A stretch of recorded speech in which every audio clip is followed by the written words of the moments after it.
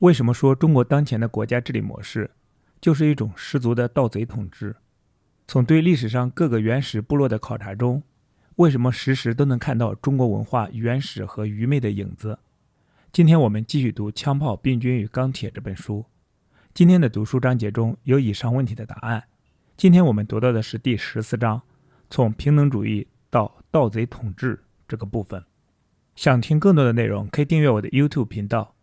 读完这本书之后，我还会就解读中国文化这个专题去分享更多相关的书籍。我们共同查杀掉自己头脑中的中国文化病毒，在个体精神层面做到文化出埃及，早日跃迁到现代文明的状态。让我们开始吧。第14章，从平等主义到盗贼统治。1979年，我和几位传教士朋友乘坐飞机，飞越新几内亚一片偏远沼泽盆地。我注意到地面上散布着一些相隔甚远的简陋小屋。飞行员告诉我，在这片泥泞的土地上，一群捕猎鳄鱼的印度尼西亚人不久前与新几内亚的游牧民族相遇，双方都大惊失色，最终印度尼西亚人开枪打死了几名游牧民。我的传教士朋友们猜测，这些游牧民属于一个名为法尤族的未接触外部世界的群体。外界只通过他们受惊的邻居基里基里族的描述才了解到他们。基里基里族曾是游牧民族，后来接受福音而改变了信仰。外人与新几内亚的部分群体初次接触时，潜在的危险始终存在，而这次不吉利的开端尤其令人担忧。尽管如此，我的朋友道格仍乘坐直升机前去，试图与法尤人建立友好关系。他活着回来了，但心有余悸，讲述了一个非同寻常的故事。法尤族人通常独自居住，散布在沼泽地带，每年聚会1-2次，商谈新娘交换事宜。道格的拜访恰逢一次有几十名法尤人参加的聚会。对我们来说，几十人只是普通的小聚会，但对法尤族人而言，这却是一场少见的令人心惊肉跳的事件。杀人凶手与死者亲属突然狭路相逢。例如，一名法尤男子认出了杀害他父亲的人，他举起斧头冲向凶手，却被朋友们摔倒在地。凶手也拿起斧头走向倒地的男子，同样被人摔倒。两人被紧紧按住，怒吼不已，直到精疲力尽才被分开。其他人则不时对骂，因愤怒和失望而浑身颤抖，用斧头猛烈敲击地面。聚会几天来，气氛一直如此紧张。道格不停祈祷，希望此行不要以暴力收场。法尤族人约400人，分为4个族群，在数百平方英里范围内过着狩猎采集的游荡生活。据他们自述，他们原有约2000人，但因自相残杀而人口锐减。他们没有我们习以为常的政治和社会机构来和平解决严重争端。最终，由于道格的这次访问，法尤族的一个群体邀请了一对勇敢的传教士夫妇与他们同住。这对夫妇已经在那里居住了10几年，并逐步劝说法尤族人放弃暴力。法尤族人因此被带入现代世界，面对一个难以预料的未来。许多以前未与外界接触过的新几内亚人和亚马逊河地区印第安人群体，也同样因传教士的作用被吸纳进现代社会。紧随传教士而来的是教师、医生、政府官员和士兵。政府与宗教的扩张，在有文字记载的历史上始终相互关联。无论是通过和平还是暴力手段，在后一种情况中，通常由政府组织征服，然后由宗教为这种征服辩护。尽管游牧民族和部落民族偶尔也击败过有组织的政府和宗教，但过去13000年中，总的趋势是游牧民族和部落民族最终失败。上次冰期结束时，世界上大部分人口生活在类似于今天法尤族的社会中，没有人生活在更复杂的社会。直到公元1500年，全世界被划分为有官员管理和法律统治的国家的土地还不到20%。今天，除南极大陆外，所有土地都被划分为国家。一些社会最早实现了集中统一的政府和有组织的宗教，这些社会的后代最终主宰了现代世界。政府与宗教的结合是产生历史最广泛模式的4组主要直接动力之一。另3组是病菌、文字和技术。那么，政府和宗教是如何产生的呢？法优族群和现代国家代表了整个人类社会的2个极端。现代美国社会与法优族社会的不同之处在于，前者拥有专门的警察、机关、城市、金钱、贫富悬殊以及许多其他政治、经济和社会制度。所有这些制度是同时产生的，还是有先后顺序？我们可以通过研究过去社会的文字记录或考古证据，以及观察某个社会制度的历史变迁，来推断出答案。文化人类学家试图描绘人类社会多样性，常将其分为6、7种类型。然而，任何试图为进化或发展统一体确定阶段的做法，都注定存在缺陷。无论是音乐风格、人类生活阶段还是人类社会，首先，由于每个阶段都发源于前一个阶段，阶段间的界限不可避免地带有任意性。例如，19岁的人是青少年还是年轻成人？其次，发展顺序并非一成不变，因此被分在同一阶段的例子必然五花八门。如勃拉姆斯和李斯特若知道他们如今被归为浪漫主义时期作曲家，在坟墓里也会不安。不过，如果人们牢记上述告诫，任意划分的阶段为讨论音乐和人类社会多样性提供了一种有用的简便方法。本着这种精神，我们将使用基于族群、部落、酋长管辖地和国家这4种分类的简单分类法来理解人类社会。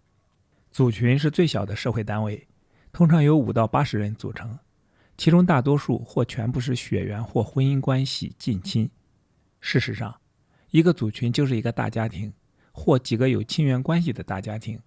今天，仍然过着独立自主生活的族群，几乎只能在新几内亚和亚马逊河流域最偏远的地区找到。但在现代，许多其他族群受到了国家的控制，或被同化，或被消灭。它们包括许多或大多数非洲比格米人、非洲南部以狩猎采集为生的桑人、澳大利亚土著人、爱基斯摩人，以及美洲某些资源贫乏地区的印第安人。所有这些现代族群，无论现在或过去，都是四处流浪以狩猎和采集为生的人，而非定居的粮食生产者。直到至少4万年前，大概所有人都生活在族群中，而大多数人晚至11000年前仍是如此。族群没有我们在自己社会中习以为常的许多制度，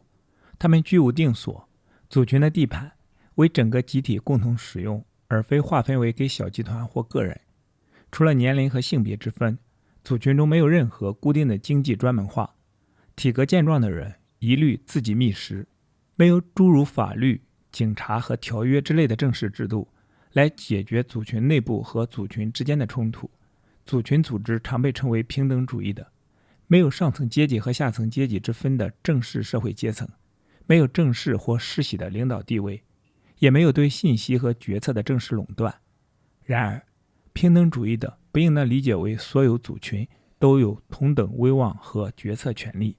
这个词仅表示族群中任何领导地位都是非正式的，通过个性、力量、智慧和战斗技巧等品质获得。我个人对族群的经验来自新几内亚法尤族人居住的湖泊平原地区一片多沼泽的低地。在那里，我仍然能遇到一些由几个成年人带着他们抚养的儿童和老人组成的大家庭。他们住在溪流旁临时搭建的简陋小屋里，出行靠独木舟和步行。在今天，大多数其他新几内亚民族和全世界几乎所有其他民族都过着大规模定居生活。为何湖泊平原上的人们仍过着游牧的族群生活？对此的解释是，该地区没有能让许多人生活在一起的密集资源，而且在传教士带来农作物之前，也没有能实现多产农业的本地植物。族群食物的主要来源是溪谷椰子树，其果心成熟时会产生淀粉状木髓。这些族群之所以流浪，是因为砍光一个地区的成熟溪谷椰子树后，他们必须迁往别处。由于疾病，尤其是疟疾，沼泽地带缺乏原料，甚至工具用的石头也需要交换，以及沼泽地带为人类提供的食物数量有限，族群数量一直很少。人类现有技术所能利用的资源受限，在不久前被其他族群占据的地区仍很普遍。与人类亲缘关系最接近的动物，非洲的大猩猩、黑猩猩和产于刚果河以南的倭黑猩猩，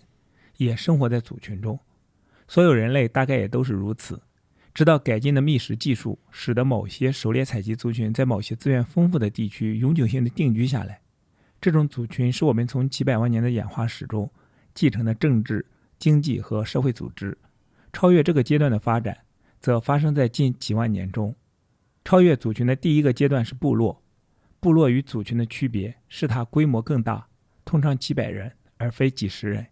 且通常有固定的居住地。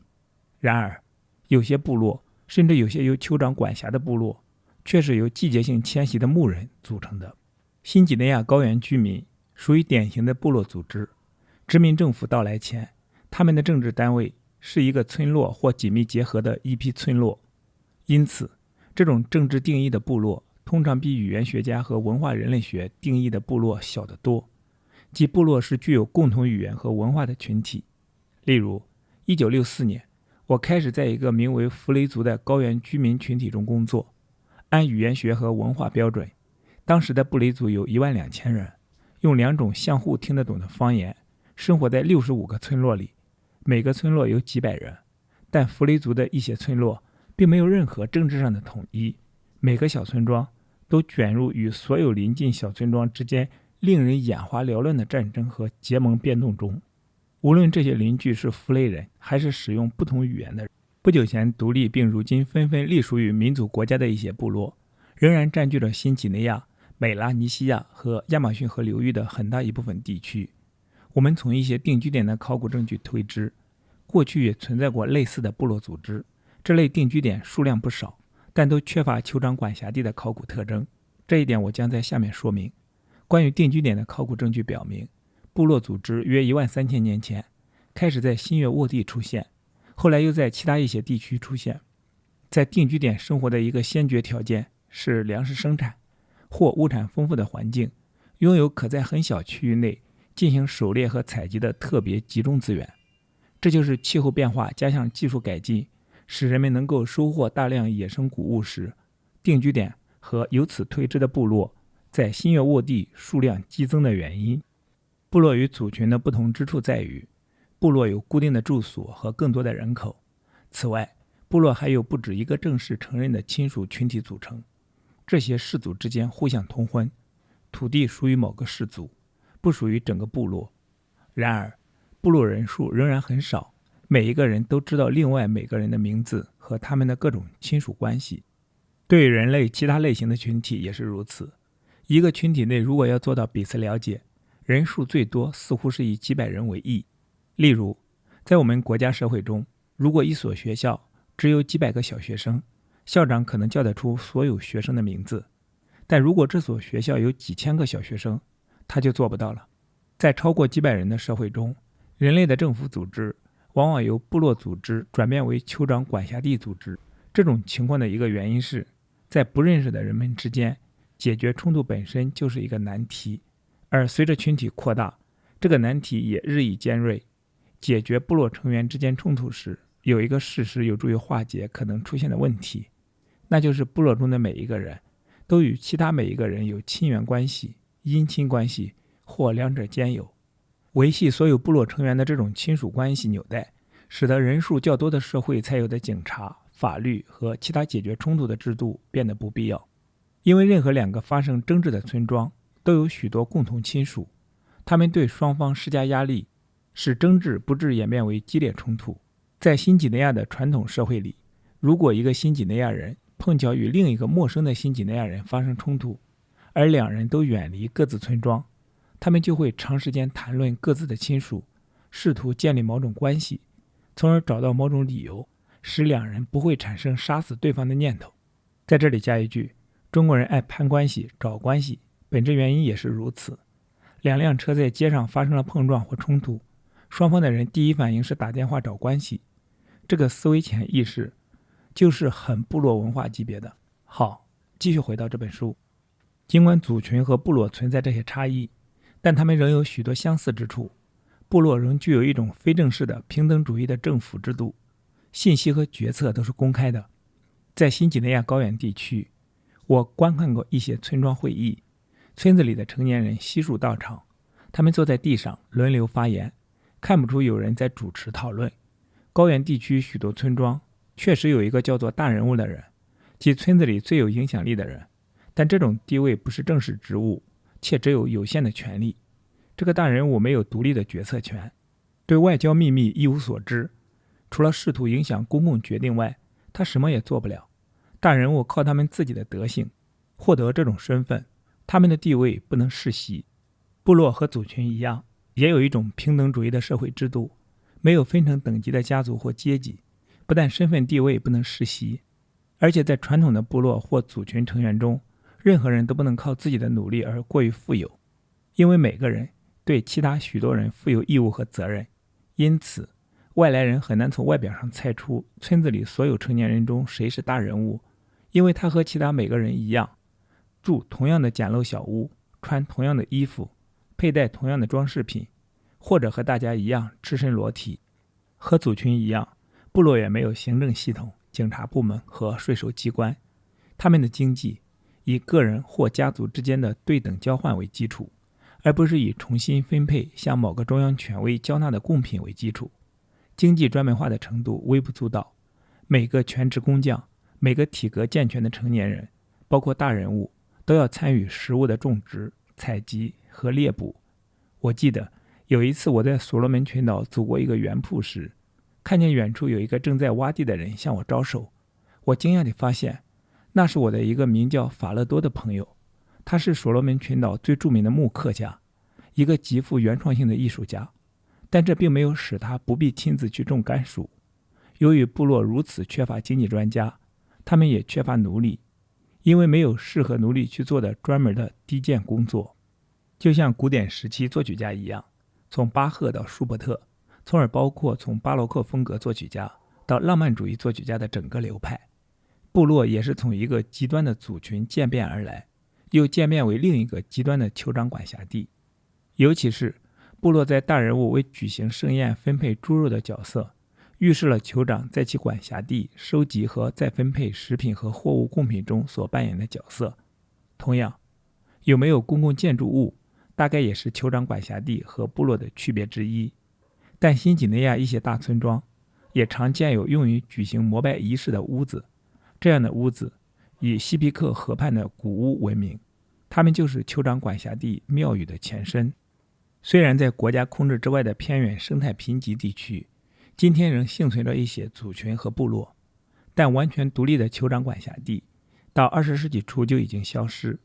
因为他们往往占据着令国家垂涎3尺的最好的土地。然而，直到公元1492年，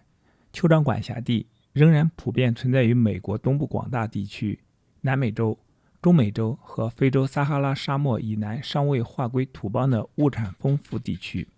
以及波利尼西亚的所有地区。下面讨论的考古证据表明，酋长管辖地不迟于公元前5500年左右出现在新月沃地，不迟于公元前1000年左右出现在中美洲和安第斯山脉地区。让我们来考察一下酋长管辖地完全不同于现代欧美国家，同时也完全不同于族群和简单部落社会的显著特点。就人口数量而言，酋长管辖地的人口比部落多得多，从几千人到几万人不等。如此众多的人口造成了内部冲突的严重潜在威胁，因为对于任何一个生活在酋长管辖地的人来说，绝大多数其他人与他既没有密切的血缘或姻亲关系，他也叫不出他们的名字。随着约7500年前酋长管辖地的出现，人们在历史上第一次不得不学会如何经常与陌生人打交道，而不至于将他们杀死。解决这个问题的一部分办法是赋予一个人，即酋长，以独占使用武力的权利。与部落的大人物不同，酋长拥有公认的职位，并对这个职位有世袭权。与村落会议上权力分散的无政府状态不同，酋长是永远的权力中心，他做出所有重大决定，并垄断重要信息，如临近酋长管辖地的酋长个人会构成什么样的威胁，或诸神可能以应允赐予什么样的收获。与大人物不同，酋长都有醒目的标志，远距离就能辨认出来，如西南太平洋伦纳尔岛上的酋长背后插着一把大扇子，平民遇到酋长，必须按规矩表示尊敬，如在夏威夷就需要拜倒在地。酋长的命令可以通过1、2级官员传达，这些官员许多本身就是低级酋长。然而，与国家官员不同的是，酋长管辖地的官员身兼数职，没有专门分工。在波利尼西亚群岛的夏威夷，这些官员征收贡品和管理灌溉，并为酋长组织徭役工作，而国家社会则分别设有税收官、水利地区管理人和征兵局。酋长管辖地内小范围的众多人口需要大量粮食，这些粮食在大多数情况下靠粮食生产获得，而在一些物产特别丰富的地区，则靠狩猎和采集获得。例如，美洲太平洋西北沿岸的印第安人，如夸寇特尔族、努特卡族和特林基特族印第安人，在酋长的领导下，生活在没有农业和家畜的村落里，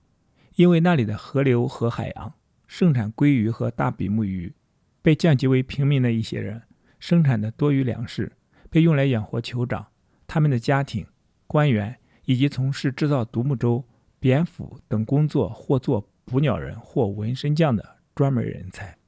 奢侈品包括那些专门的手工制品，或与远方贸易换来的珍稀物品，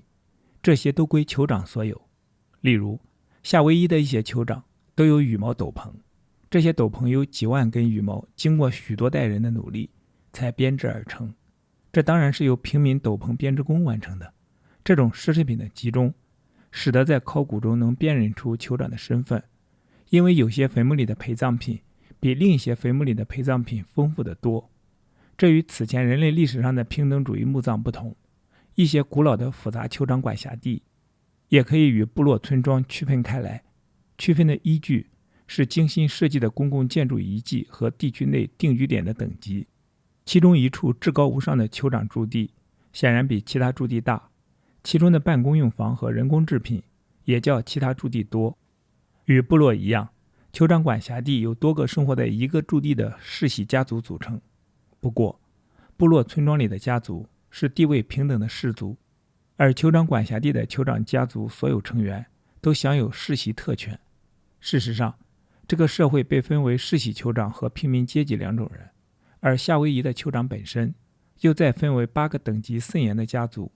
每个家族只能在家族内部通婚。此外，由于酋长不但需要有专长的手艺人，而且也需要干粗活的仆人，因此酋长管辖地与部落的又一个区别是前者设有许多由奴隶来担任的工作，而这些奴隶一般都是在对外劫掠中俘获来的。酋长管辖地在经济上最显著的特点是，他们已经开始改变完全依赖族群和部落特有的对等交换方式。在对等交换中， A 送给 B 一份礼物，并期望 B 在将来某个未特定规定的时间回赠一份类似价值的礼物。我们现代国家的居民只有在生日和假日才这样做，但我们大多数商品流通都是按照供需规律进行金钱买卖来实现的。酋长管辖地在继续实行对等交换且没有市场买卖或货币的同时，发展出了另一种名为再分配经济的新制度。一个简单的例子是，酋长在收获季节从他的管辖地的每个农民那里收到小麦，然后宴请大家吃面包，在下次收获之前逐步分配给大家。如果从平民那里收到的大部分货物不是再分配给他们，而是留给酋长的家族和手艺人消费，这种再分配就变成了进贡，也就是首次在酋长管辖地出现的税收前身。酋长不但向平民索取财物，还要求他们提供建设公共工程的劳动力，而这又一次可能对平民有利，例如有助于养活每个人的灌溉系统，要不然那就主要对酋长们有利了。例如穷奢极欲的墓葬。我们对酋长管辖地进行了一般性讨论，似乎他们全都是一个模式。事实上，酋长管辖地的差别很大。在较大的酋长管辖地，酋长的权力更大，酋长家族的等级更多，酋长和平民之间的差异更明显，酋长保留的贡物更多，官员的层次更多，公共建筑也更宏伟。例如，波利尼西亚小岛上的社会实际上与有大人物的部落社会颇为相似，只不过酋长这个职位是世袭的罢了。酋长住在简陋小屋，看上去与任何其他简陋小屋一样，那里没有官员，也没有公共建筑，酋长把他收到的大部分财物重新分配给平民，土地则由社区管理。但在波利尼西亚最大的岛屿，如夏威夷岛、塔希提岛和汤加岛上，酋长靠他们的装饰一眼就可以认出来。公共建筑靠大批劳动力修建，大部分贡品都被酋长留下，并且所有土地也为他们所控制。在家族分成等级的社会中，政治单位从一个自治村庄的社会进一步演化为由整个地区内一批村庄集合而成的社会。而在这一批村庄中，有一个至高无上的酋长的那个最大的村庄，控制着只有次要酋长的较小的村庄。至此，有一点应该显而易见，这就是酋长管辖地带来了对集中管理、非平等主义社会来说带有根本性质的两难处境。从最好的方面说，他们可以提供个人无法承担的昂贵服务；从最坏的方面说，他们公然起着盗贼统治的作用，把实际财物从平民手中转移到上层阶级手中。这种高尚和自私的双重作用难分难解地联系在一起。虽然有些政府强调一种作用要大大多于强调另一种作用，盗贼统治者和英明政治家的区别，强盗贵族和公益赞助人的区别，只是程度不同而已。这只是一个从生产者那里榨取来的财物有多少被上层人物留下来的问题，是平民对把重新分配的财物用于公共目的喜欢到什么程度的问题。我们认为扎伊尔的蒙颇多总统就是一个盗贼统治者，因为他把太多的财物相当于几十亿美元据为己有，而把太少的财物拿来重新分配。在扎伊尔没有可以实际使用的电话系统，我们认为乔治华盛顿是一个政治家，因为他把税款用于受到广泛赞誉的计划，而不是中饱总统的私囊。不过，华盛顿是生而富有的，而财富的分配在美国要比在新几内亚的村庄不公平得多。对于任何等级社会，无论是酋长管辖地或国家，人们不禁要问，为什么平民会容忍把他们艰苦劳动的成果奉送给盗贼统治者？从柏拉图到马克思的所有政治理论家都提出过这个问题。在现在的每一次选举中，选民中又重新提出了这个问题。得不到公众支持的盗贼统治者有被推翻的危险，就是被爆发的想要取而代之的新盗贼统治者所推翻。这些新贵们用许诺为被盗窃的果实提供更多服务的办法来谋求公众的支持。例如，夏威夷的历史上曾不断出现过反对压迫酋长的叛乱，而这些叛乱通常又都是由许诺减轻压迫的酋长的兄弟们领导的。从过去夏威夷的情况来看，我们也许会觉得这听起来滑稽可笑，但只要我们考虑一下这种斗争在现代世界所造成的种种苦难，我们就不会有这种感觉了。一个上层人物在仍然保持比平民舒服的生活方式时，要怎样做才能获得群众的支持呢？从古至今的盗贼统治者混合使用了4种办法。第一，解除平民的武装，同时武装上层掌权人物。这在使用高科技武器的现代比使用长矛和棍棒的古代容易得多，因为现代的武器只有在工厂里才能生产，也容易被上层人物所垄断，而古代的武器在家里就能容易地制造出来。二，用通行的办法把得到的财物的很大一部分再分配给群众来博取他们的欢心。这个原则对过去的夏威夷的酋长与对今天的美国政治家同样有效。三，利用对武力的绝对控制来维持公共秩序和制止暴力，以促进社会幸福。这可能是中央集权的社会对非中央集权的社会的一个巨大的未得到正确评价的优势。人类学家以前把族群社会和部落社会理想化了，说他们是温和的没有暴力的社会。因为一些访问的人类学家对一个25人的族群经过3年的研究，竟没有发现一例谋杀事件。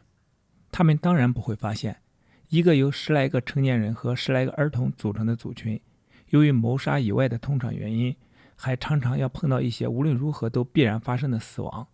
如果在这些死亡之外，在这10来个成年人中有一个每隔3年杀死另一个成年人，那么这个族群本身就不可能长久存在下去。这一点是很容易计算出来的。关于族群社会和部落社会的广泛的多的长期积累的资料表明，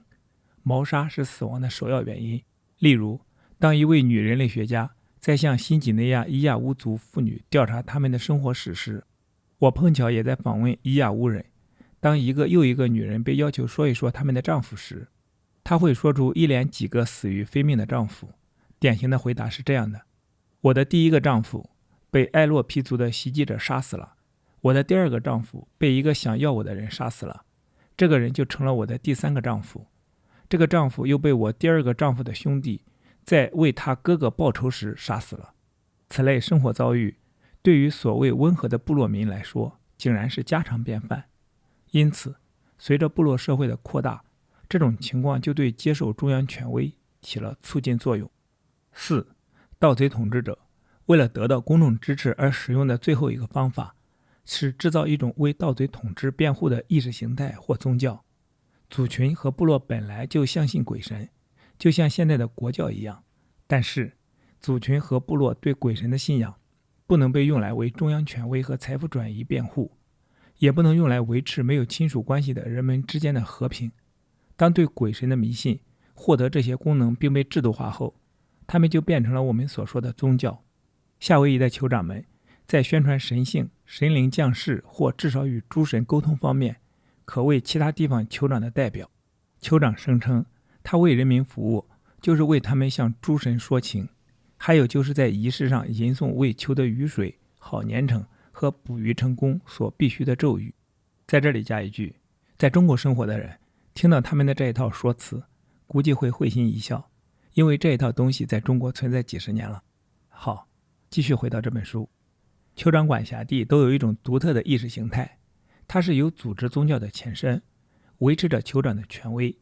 酋长可以身兼政治领袖和祭祀两职，也可以支持一个单独的盗贼统治者集团，也就是支持祭祀集团。这个集团的职责就是在意识形态上为酋长提供辩护。这就是为什么酋长管辖地要如此大量的征收财物，专门用于建造寺庙及其他公共工程，因为这些建筑可以作为官方宗教的中心和酋长权力的醒目标志。除了为财富转移给盗贼统治者辩护外，有组织的宗教还为中央集权的社会带来了另外2个重大好处。第一个好处是，共同的意识形态或宗教有助于解决没有亲属关系的人们如何共处而不互相残杀的问题，通过为他们规定一种不是以亲属关系为基础的约束。第二个好处是，它使人们产生了一种为别人牺牲自己生命的动机，而不是利己之心。以少数社会成员战死沙场为代价，整个社会就会在征服其他社会或抵御外辱时变得更加有效。我们今天最熟悉的政治、经济和社会制度就是国家制度，它如今统治着世界上除南极以外的所有地区。许多早期国家和所有现代国家都有文化的精英，许多现代国家还有文化的群众。消失的国家往往留下明显的考古标志，如有标准化设计的庙宇废墟，至少有4种不同规模的定居点，以及几万英里范围内各种风格的陶器。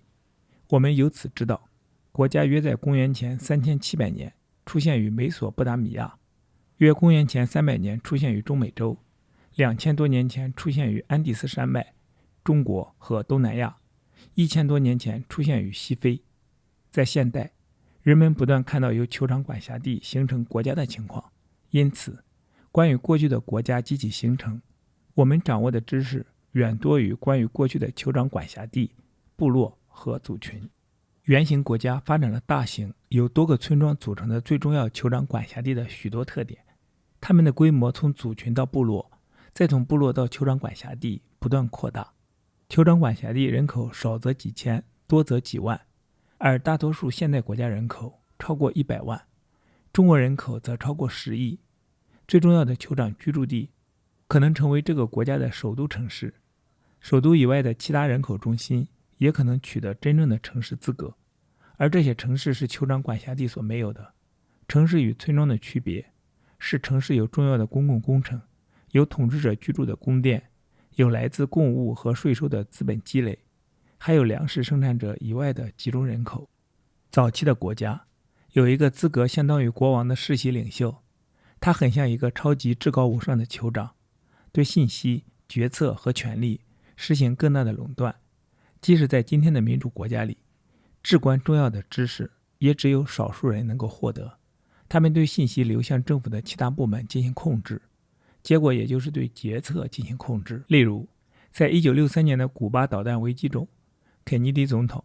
起初将关于确定核战争是否会吞没5亿人的信息和讨论限制在他亲自任命的国家安全委员会10人执行委员会范围内。后来，他又将最后决定权限制在他本人和他的3名内阁部长组成的4人小组范围内。中央控制在国家中比在酋长管辖地更加影响深远，而以公务和后来的税收形式进行的经济再分配，在国家中也比在酋长管辖地更加广泛。经济专门化进一步走向极端，以致今天甚至农民也无法维持自给自足。因此，当国家政策垮台时，社会受到的影响是灾难性的，就像罗马于公元407年至411年撤走军队、行政官员和硬币时，不列颠所遇到的情况那样。即使最早的美索不达米亚国家对它的经济也实行中央控制，它的粮食由4个专业群体生产，他们是生产谷物的农民、牧人、渔民以及果园和菜园的种植者。国家从每个群体那里得到产品，又向每个群体分配必需的日常用品、工具和该集团不生产的食物。国家向种植谷物的农民供应种子和耕畜，从牧人那里得到羊毛，通过远方贸易用羊毛交换金属制品和其他必不可少的原料，并向维护农民所依赖的灌溉系统的劳动者发放粮食。许多早期国家，也许是大多数早期国家，都曾经经历过奴隶制，其规模比酋长管辖地大得多。这不是因为酋长管辖地在处理被打败的敌人时更加宽大为怀，而是因为国家经济专门化的发展，更多的大规模生产和更多的公共工程需要使用更多的奴隶劳动。此外，更大规模的国家战争能够得到更多的俘虏。酋长管辖地原来只有1-2个行政管理层，而在国家里，行政管理层次大大增加了。任何人只要见过任何政府的组织系统图，就会知道这一点。除了纵向的各级官员大大增加外，还有横向的专业部门。酋长管辖地的官员克诺西基要负责夏威夷一个地区的所有行政事务，而国家的政府则不同，它分为几个不同的部门，分别处理水利管理、税收和征兵等事宜，而每一个部门又都有自己的一套等级系统。即使是小国的行政系统，也要比大的酋长管辖地来得更复杂。例如，西非国家马拉迪曾建立过一个中央政府，光是有头衔的职位就达到130多个。为了解决国家内部的冲突，法律、法治和警察机关越来越正规化。法律经常得到制定，因为许多国家都有文化的上层精英，也有显著的例外，如印加帝国，而文字和最早的国家也已经同时被发明了出来，分别处于美索不达米亚和中美洲。相比之下，还没有形成国家的早期酋长管辖地没有一个发明过文字。早期的国家已经有了国家的宗教和标准化的寺庙，许多早期的国王被看作是神兽的，并在无数方面被给予特殊待遇。例如，阿兹特克和印加的皇帝出行都用轿子抬着，仆人们走在印加皇帝轿子的前头清扫地面，而日语中有特殊形式的代词拟，专门用来称呼天皇。早期的国王本人就是国家宗教的领袖，否则就另外设立一个大祭司。美索不达米亚的寺庙不但是宗教活动的中心，而且也是经济再分配、文字和手工技术的中心。国家的所有这些特征把从部落到酋长管辖地的发展引向极端。不过，除此之外，国家还是从酋长管辖地沿几个不同方向演化的结果。这方面最根本的差别是，国家是按行政和领土组建起来的，不是按照划分族群、部落和简单的酋长管辖地的亲属关系而组建起来的。而且，族群和部落始终由单一的族群和语族组成，酋长管辖地通常也是如此。然而，国家，尤其是通过一些国家的合并或征服而形成的帝国，通常都包括不同种族和使用多种语言的。在后期的国家中，包括今天大多数国家在内，领导常常变成非世袭的，而且许多国家放弃了酋长管辖地遗留下来的关于正式世袭阶级的整个制度。在过去的13000年中，人类社会的主要趋势是较大的、较复杂的单位取代较小的、较不复杂的单位。显然，这只是就一般的长期趋势来说的。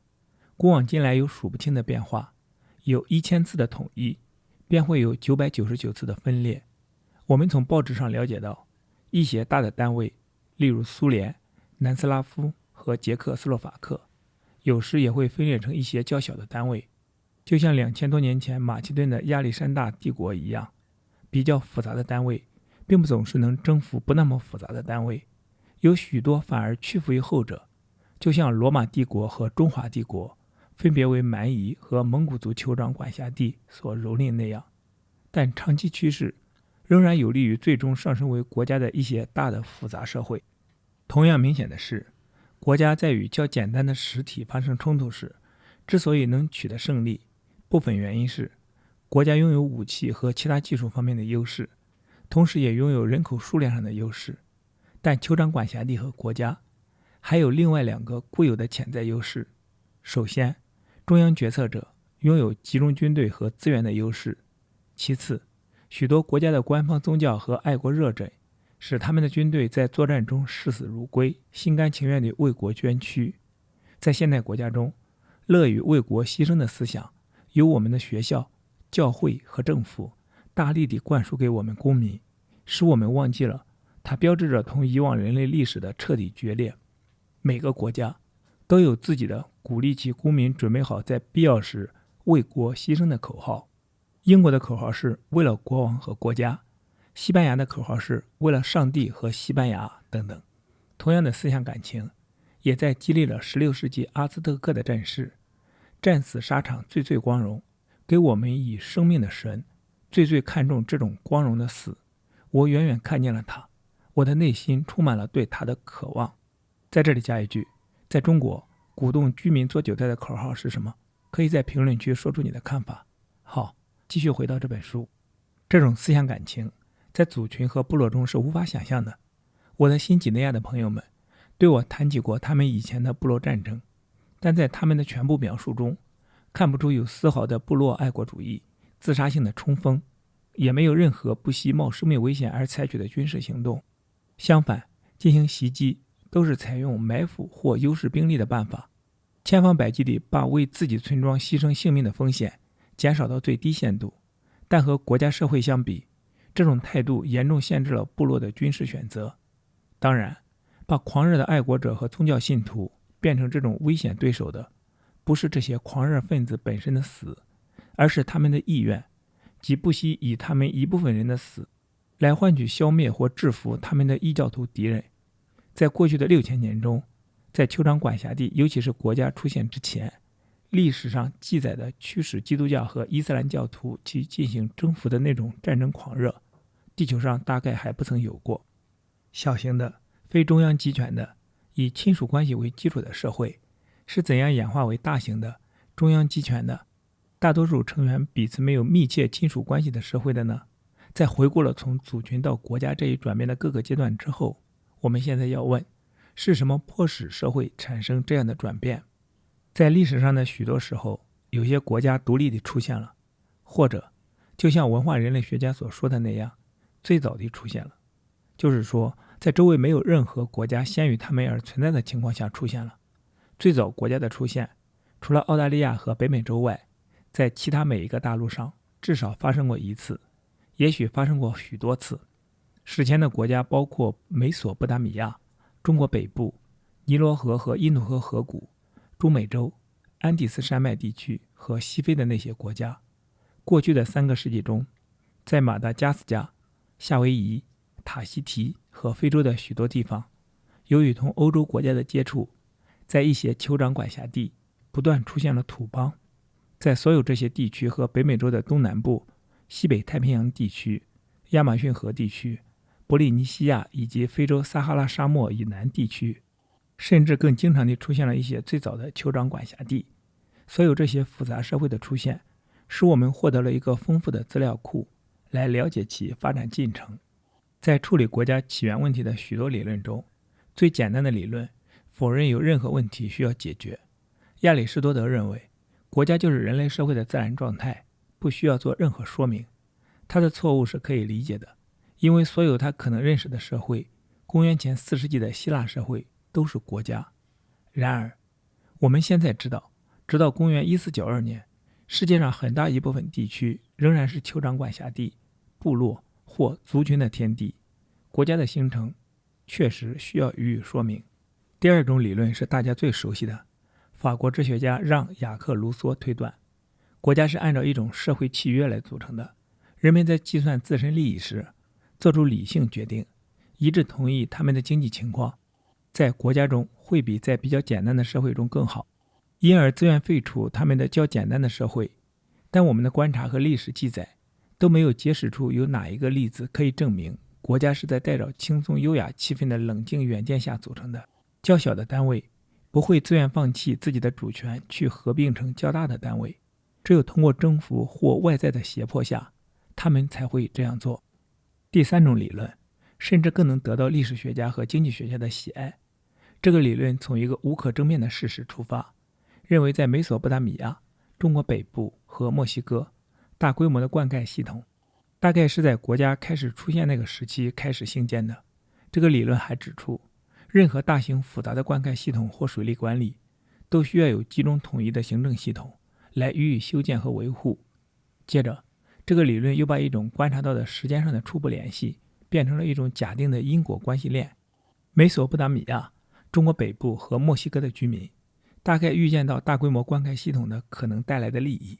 虽然当时在几千英里范围内或地球上任何地方并没有这样的系统可以向他们证明这些利益。这些有远见的人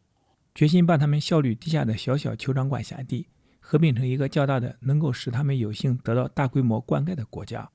然而，这种关于国家形成的水利理论遭到了与一般契约理论同样的反对。更具体地说，它所涉及的只是复杂社会进化过程中的最后阶段。至于大规模灌溉有可能出现之前的整整几千年中是什么推动了从族群部落再到酋长管辖地的发展，却只字未提。经过详细研究的历史年代或考古年代也未能支持关于灌溉是国家形成的推动力这一观点。在美索不达米亚、中国北部、墨西哥和马达加斯加，小规模的灌溉系统在国家出现前便已存在。大规模灌溉系统的兴建与国家的出现并不是同时发生的，在这些地区，兴建重要的灌溉系统还是以后的事。在中美洲和安第斯山脉形成的大多数国家中，灌溉系统始终是小规模的，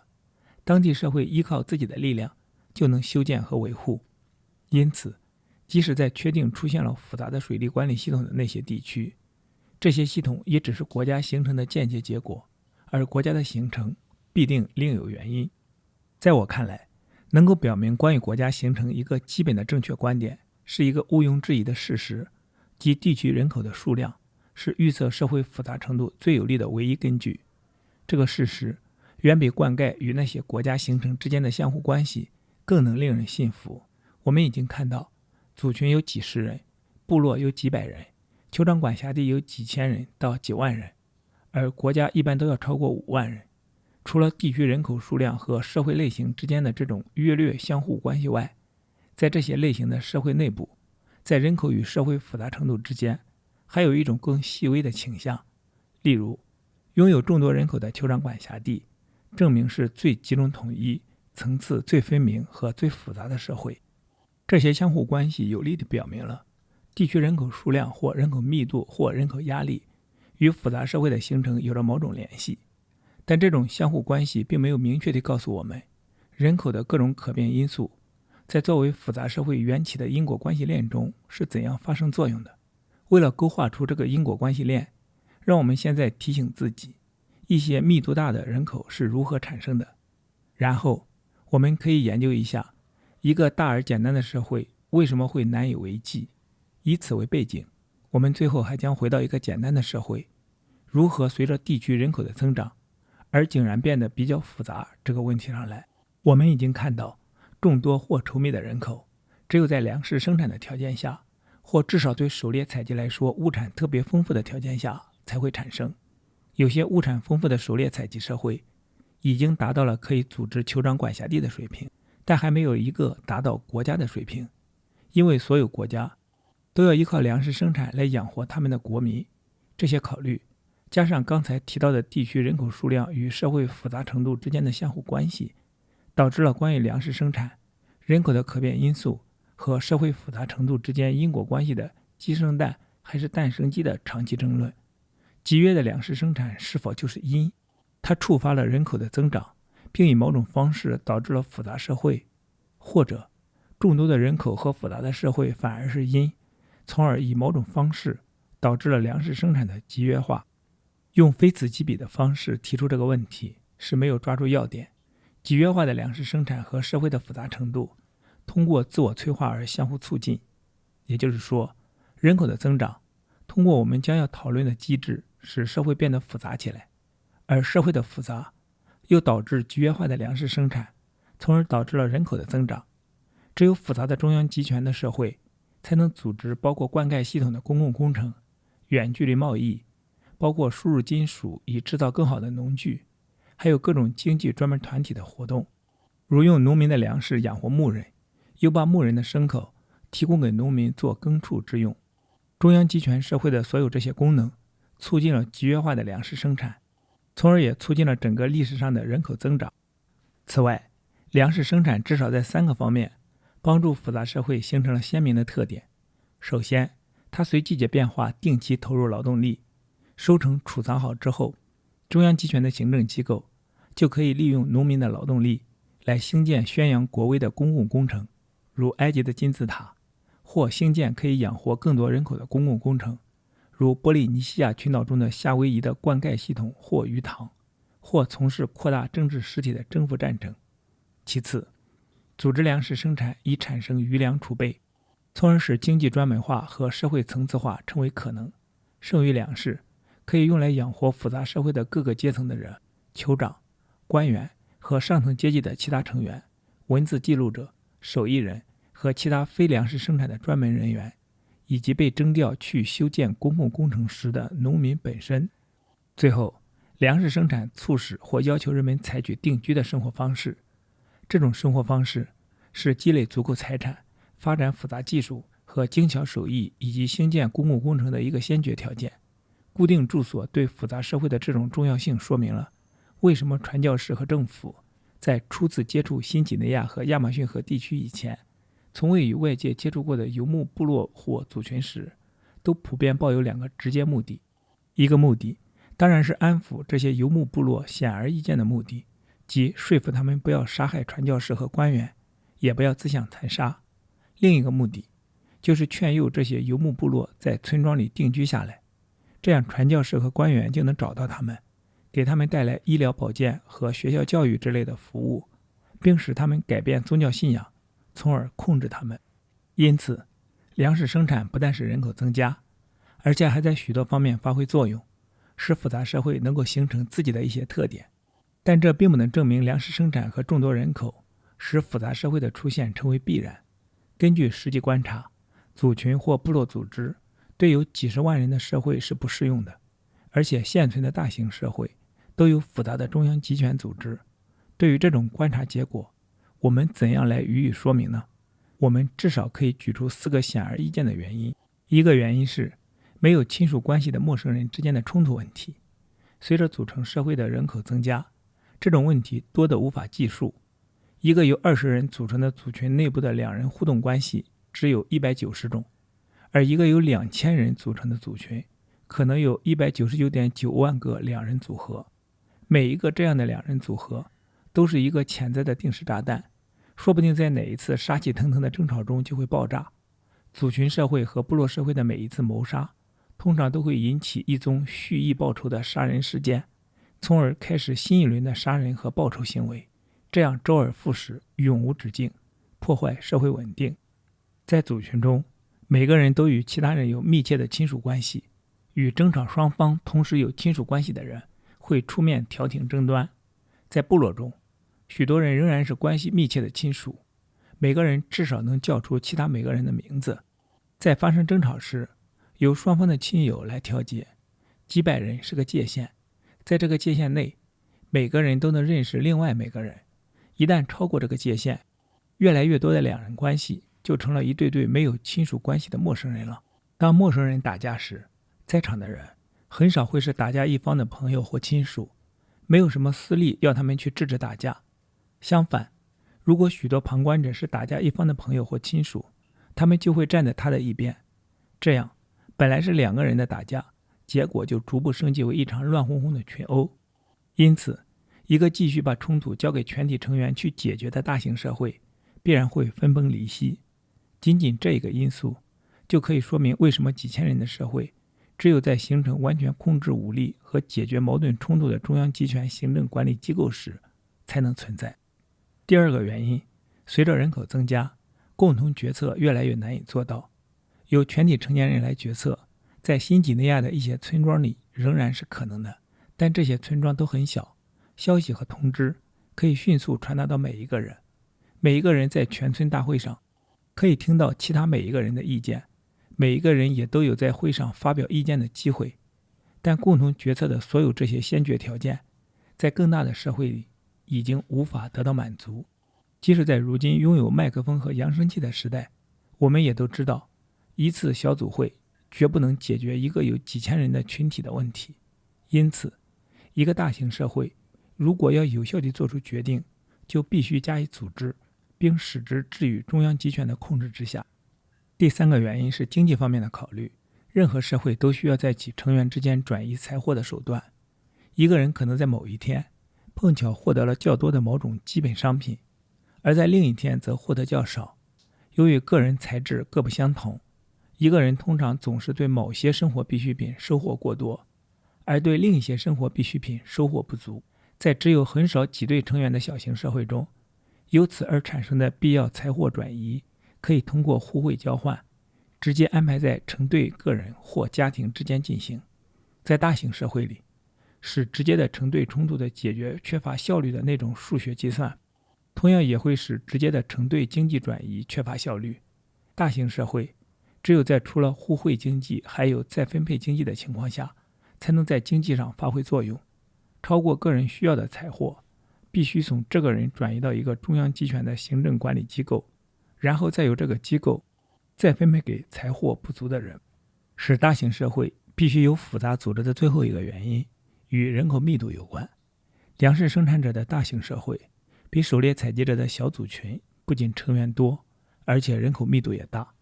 每个由几十个猎人组成的组群占据很大一片地区，在这个地区内，他们可以获得对他们来说必不可少的大部分资源。他们可以在组群战争的间歇，通过与邻居组群的交换来获得其他生活必需品。随着人口密度的增加，属于本来只有几十个人的那片地区可能会变成一个很小的地区，越来越多的生活必需品不得不从这个地区以外的地方获得。例如，我们可以把荷兰16000平方公里的土地和1600万人划分为80万个单独的地块，每个地块包含13英亩土地，并被用作一个由20人组成的独立自主组群的家园。这些人始终在他们13英亩土地的范围内过着自给自足的生活，偶尔利用暂时的休战，到他们这小小地块的边界去，同邻近的组群交换物品和新娘。这种受空间条件限制的现实情况，要求人口稠密的地区去养活大型组织复杂的社会。对解决冲突、决策、经济因素和空间的这些考虑，于是综合起来，要求大型社会实行中央集权，但权力的集中不可避免地为这些掌权的人、私下占有信息的人、做决定的人和对财货进行再分配的人大开方便之门，使他们得以利用由此带来的机会为自己和亲属谋取好处。对于任何熟悉现代人类分类的人来说，这一点是显而易见的。随着早期社会的发展，那些获得集中权力的人逐步成为公认的上层人物。也许他们本来就属于先前的几个地位平等的乡村氏族之一，只是这些氏族比其他氏族更平等罢了。上面说的就是为什么大型社会不能以组群组织来运作，而只能靠盗贼统治来运作的原因。但我们还有一个问题没有解决，这就是小型的简单社会实际上是如何演化或合并成大型的复杂社会的。合并、冲突的集中解决、决策、经济再分配和盗贼统治者的宗教，并不是通过某种鲁梭式的社会契约而自动形成的。是什么推动这种合并的呢？对这个问题的回答，在某种程度上取决于对演化的推理。我在本章开始时说过，归在同一类的社会并不是完全相同的，因为人与人之间、人群与人群之间永远存在差异。例如某些族群和部落中的大人物必然比另一些族群和部落中的大人物更具魅力，更有权势，在做决定时更富技巧。在一些大型部落中，具有更强有力的大人物，从而拥有更大权力集中的部落，往往对权力不那么集中的部落具有某种优势。像法尤族那样拙劣地解决冲突的部落，往往又分裂为族群，而管理不善的酋长管辖地则分裂成更小的酋长管辖地或部落。能有效解决冲突、做出正确决定和实行和谐经济再分配的社会，能够发展更好的技术，集中自己的军事力量，夺取更大的物产、更丰富的地盘，逐一地打垮独立自主的较小社会。因此，如果条件允许，复杂程度处于同一水平的社会之间的竞争，往往导致了复杂程度更高的社会。部落之间进行征服或兼并，以达到酋长管辖地的规模；酋长管辖地之间进行征服或兼并，以达到国家的规模；国家之间进行征服或兼并，以形成帝国。更一般地说，大的单位可能拥有对各个小的单位的某种优势。例如，这是一个大大的如果，这些大单位能够解决因规模变大而带来的问题，如来自觊觎领导地位的狂妄之徒所进行的无时不在的威胁，平民对盗贼统治的愤恨，以及增多了的与经济一体化联系在一起的问题。把小单位合并成大单位，这无论在历史上还是在考古上都是有案可查的。与卢梭的看法相反，这种合并绝不是在一些没有受到威胁的小型社会为了促进其公民的幸福而自由决定合并这一过程中发生的。小型社会中的领袖和大型社会的领袖一样，珍视自己的独立和特权。合并的发生不外乎下面两种方式之一：在外力威胁下合并，或通过实际的征服。有无数的事例可以说明每一种合并方式。在外力威胁下实现合并的一个很好的例子，是美国东南部切罗基族印第安同盟的形成。切罗基族印第安人原来分为30个或40个独立的酋长管辖地，每个酋长管辖地就是一个大约有400人的村庄。日益扩大的白人殖民地的开拓导致了切罗基人与白人之间的冲突。当个别的切罗基人抢劫或袭击白人移民或商人时，白人无法区别不同的切罗基酋长管辖地，而是不分青红皂白地对任何切罗基人进行报复，或是对他们采取军事行动，或是断绝与他们的贸易往来。作为对策，各个切罗基酋长管辖地在18世纪逐步发现，他们不得不加入一个单一的同盟。起先，较大的酋长管辖地于1730年选出了一个统领全局的领袖，一个名叫莫伊托伊的酋长。1741年由他的儿子继任。这些领袖的首要任务是惩罚攻击白人的个别切罗基人，并与白人政府打交道。1758年左右，这些切罗基人规范化了他们的决策，仿照以前的村社会议，每年在一个村庄召开一次会议，这个村庄因此就成了一个事实上的首都。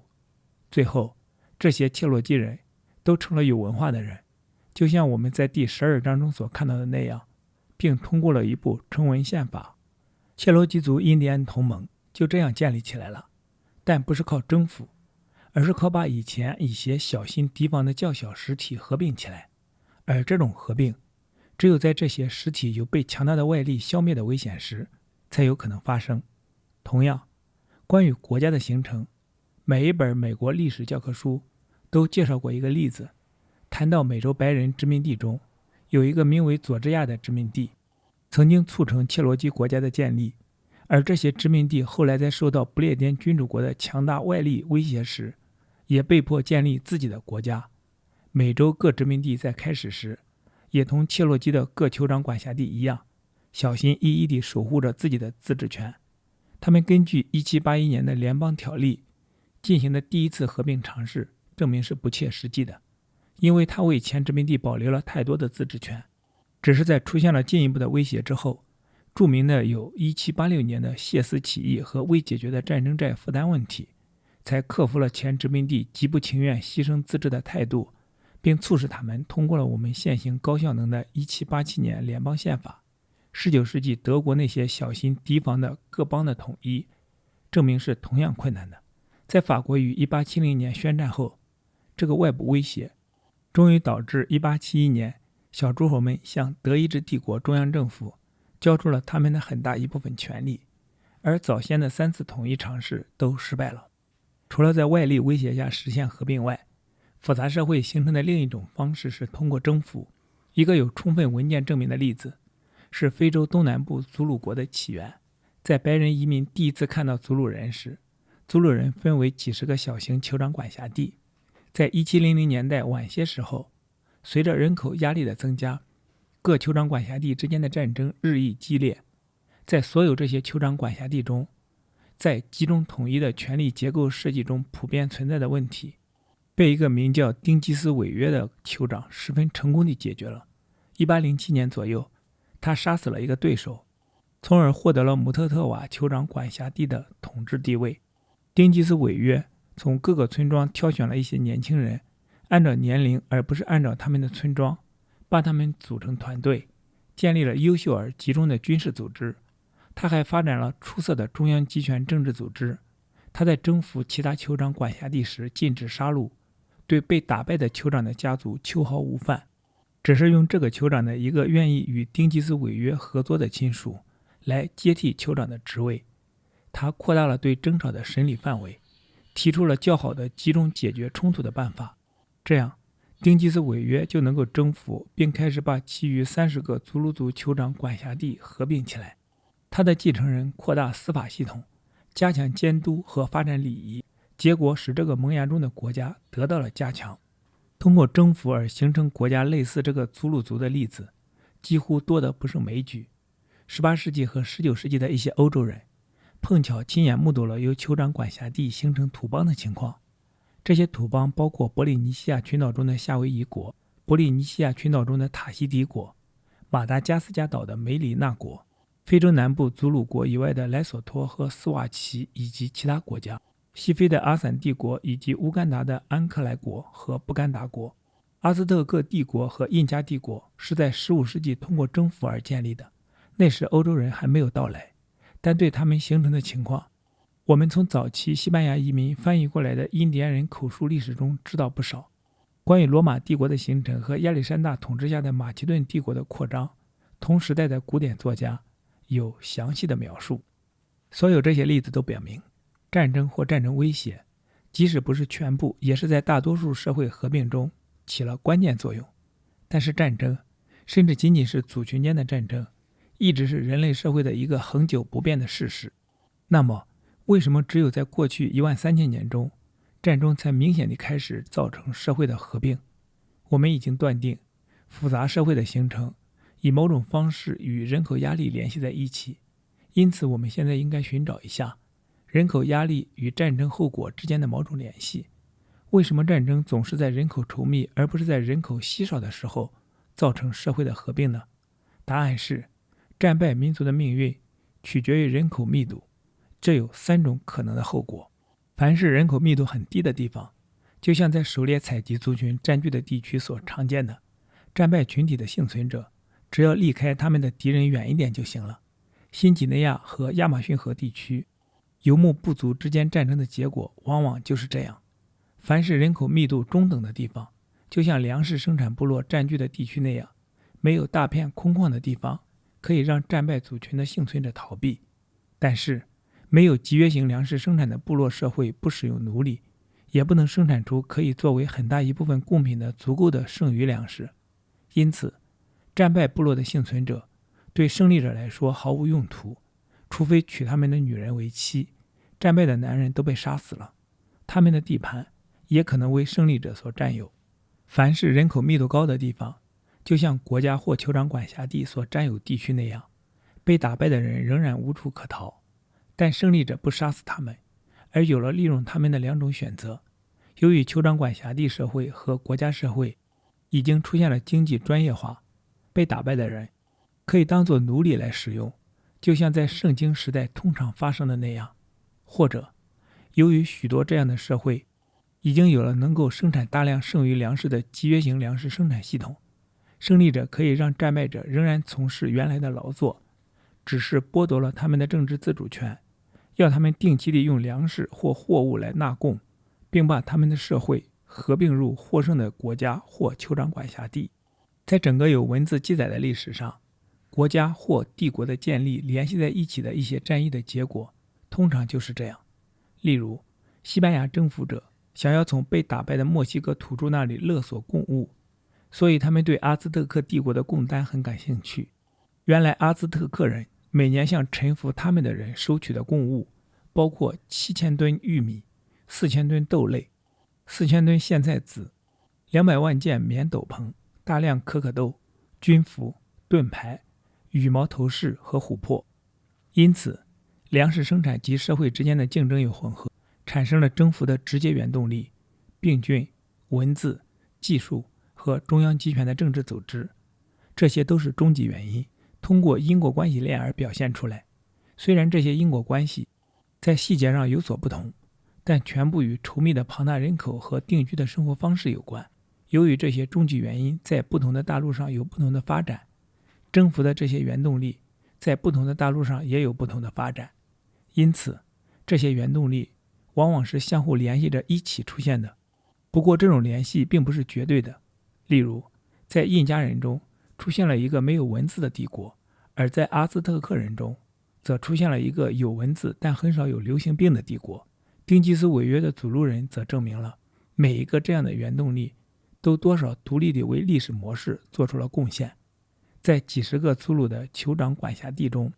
姆特特瓦酋长管辖地无论在技术、文字或病菌方面都不具有对其他酋长管辖地的优势，但他还是成功地打败了他们。他的优势仅仅存在于管理和意识形态方面，